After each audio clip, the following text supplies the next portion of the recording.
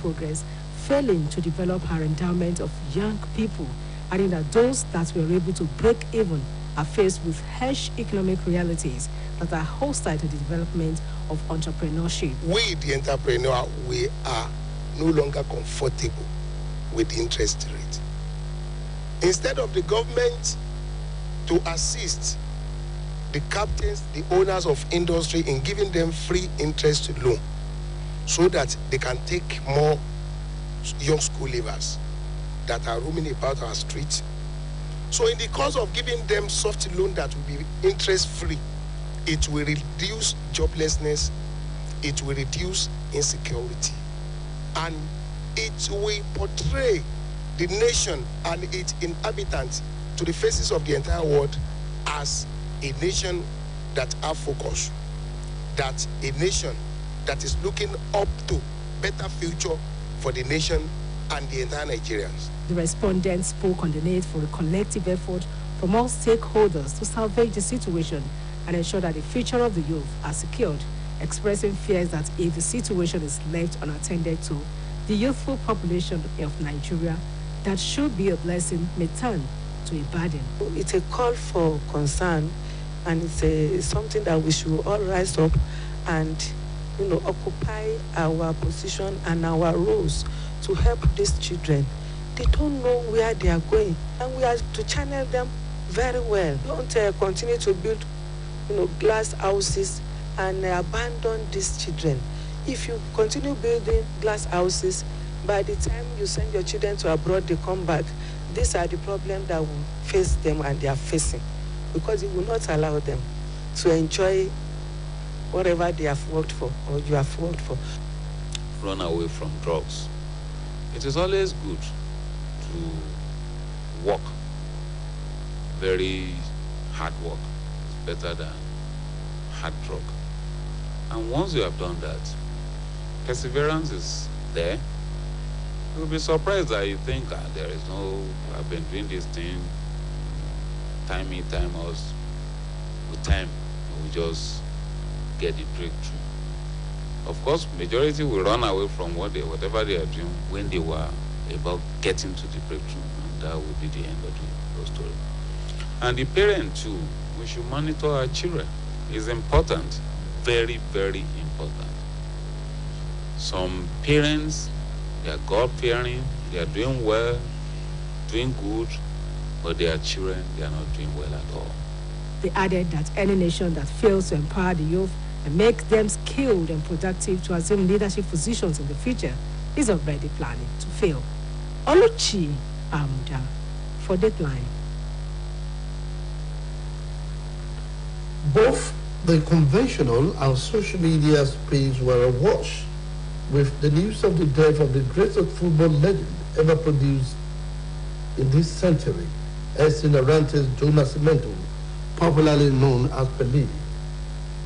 How had Pelé impacted on football the world over? What qualified him as a global football legend? All these puzzles are answered in this Deadline report by Omotayo Adebodu. Edson Arantes do Nascimento, popularly known as Pelé, was born on October 23, 1940, at Tres Coracoze in Brazil. In his time, probably the most famous and possibly the best paid athlete in the world. He was part of the Brazilian national team that won 3 World Cup championships in 1958, 1962, and 1970. After playing for a minor league club at Bauru, Sao Paulo State, Pelé was rejected by major club owner in the city of Sao Paulo. In 1956, however, he joined the Santos Football Club and helped them win 9 Sao Paulo League championships in 1962 and in 1963, both the Libertadores Cup and the Intercontinental Club Cup. Pelé became a Brazilian national hero after the 1958 World Cup and was declared a national treasure by the Brazilian government in order to ward off large offers from European clubs to ensure that he would remain in Brazil. On November 19, 1969, in his 909th first-class match, he scored his 1,000th goal. Pele made his international debut in 1957 at the age of 17, and the following year played his first game in the World Cup finals in Sweden. The Brazilian manager was initially hesitant to play him, describing him as a young star. Surprisingly, in the game, he had a hat-trick in the semi-finals against France and 2 goals in the championship game, where Brazil defeated Sweden 5-2. At the 1962 World Cup finals, Pelé tore his thigh muscle in the second match and had to sit out of the remainder of the tournament. Nonetheless, Brazil went on to claim its second World Cup title. Rough plays and injuries turned the 1966 World Cup into a disaster for both Brazil and Pelé, as the team went out in the first round, and he contemplated retiring from the World Cup play. Returning in 1970 for one more World Cup tournament, he teamed up with young stars to claim Brazil's third title and permanent ownership of the Jules Rimet Trophy. Pelé finished his World Cup career having scored 12 goals in 14 games. Pelé announced his retirement in 1974, but in 1975 agreed to a 3-year $7 million contract. Pelé announced his retirement in 1974, but in 1975 agreed to a 3-year $7 million contract with the New York Cosmos of the North American Soccer League and to promote the game in the United States. He retired after leading Cosmos to the league championship in 1977. Pelé was the recipient of International Peace Award in 1978. In 1980, he was named Athlete of the Century by French sport publication L'Equipe, and he received the same honor in 1999 from the International Olympics Committee. In 2014, the Pelé Museum opened in Santos, Brazil. In addition to his accomplishments in the sport, he published several best-selling autobiographies and starred in several successful documentaries and semi-documentaries film. After battling with cancer for some years, the soccer legend succumbed to the cold hands of death on the 29th of December 2022. In honor of their late hero, Brazil government declared 3 days of national mourning after his death, and the country's new president, Luiz Inácio Lula da Silva, traveled to Santos to pay his respects. The funeral cottage ended at the Port City Memorial Cemetery, where a Catholic funeral service was held before Pelé was interred in a 10-story mausoleum that holds the Guinness World Record as the tallest cemetery on earth. Despite the fact that Pelé wasn't entitled to earn any Ballon d'Or during his time, since he only played in the Brazilian league and the trophy was only given to European players. Pelé scored 1,281 goals and won every award he earned throughout his playing career. Recognizing his great career, FIFA presented the late icon with the first ever Ballon d'Or Prix d'Honneur in Switzerland in 2014. Pelé has the most hat-trick in his career with 92. He was an all-round player who scored goals and created chances for his teammates. Pelé returned to Brazil's squad after a long-term injury in 1917 World Cup and led his country to its third World Cup triumph against Italy, recording a total of 7 assists in the tournament, which remains the most assists in the World Cup history. Pelé was Brazil's all-time leading scorer until Neymar equaled the feat in the 2022 World Cup. Albeit, it took Neymar 124 games to achieve that mark, whereas Pelé did so in 92 games. He also has the record of 77 goals for his national team. There have been many young players playing in the World Cup, but none of them came near to winning this prized trophy in their teenage time. He was the star of Brazil's final victory over Sweden, scoring a brace as the Brazilian defeated the host 5-2.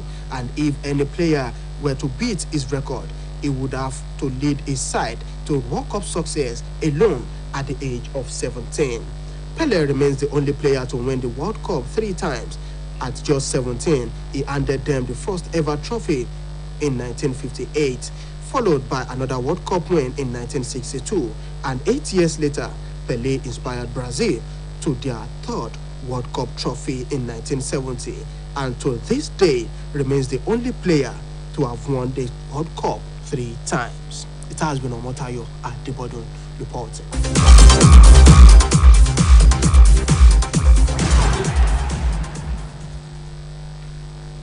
May the soul of Edson Arantes do Nascimento, popularly known as Pelé, rest in perfect peace. That ends Dateline on Osbc TV. Thank you for watching. The production assistant is Abdul Adebisi Babatunde Bolatito is my name. Good night.